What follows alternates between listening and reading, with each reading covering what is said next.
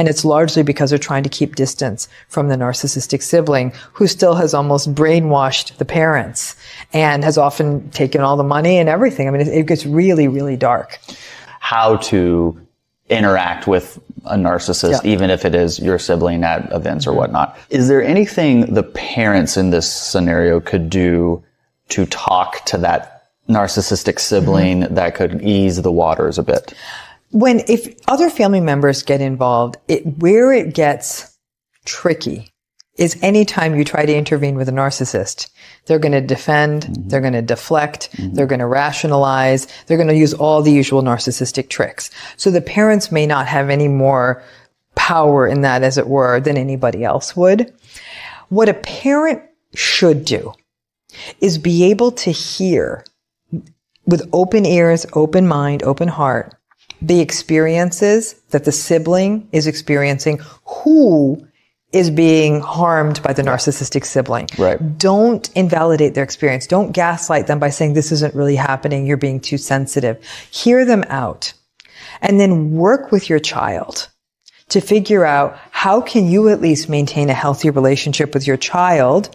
And if you don't want to give up on your narcissistic child, I get that, but don't try to force something that's uncomfortable and try to set those boundaries. And if anything, that parent, when they talk to that narcissistic sibling, instead of saying, hey, you're a narcissistic brother, maybe point out the pattern and say, your sister felt hurt because when you had said da da da da, 99 times out of 100, that narcissistic sibling's going to, again, defend, rationalize. So it tends to be a waste of air and honestly of social capital in a way.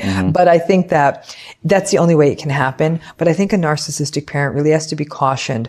Don't tell your child, you guys can go figure this out as though they're 6. Your child would not have gotten here if they hadn't been so hurt by this sibling. Listen to them. If your sibling has children, and you worry that this narcissistic sibling of yours is raising narcissistic children, is there anything they can do? I think that, when we talk about radical acceptance in this world of narcissism, sometimes it's about knowing when you need to step away and realize you can't intervene on what's a really, really sad situation.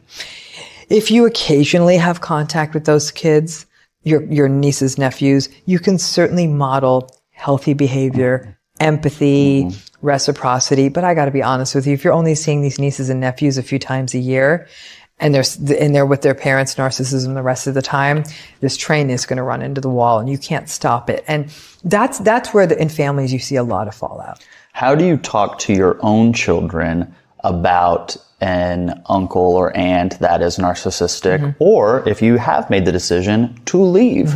And they're not going to see Uncle Tony anymore. What do you tell them? Let the child ask about it. You don't have to make, well, I'm just making an announcement, everyone. Uncle Tony's out. Right. It doesn't have to be this big histrionic, grandiose show.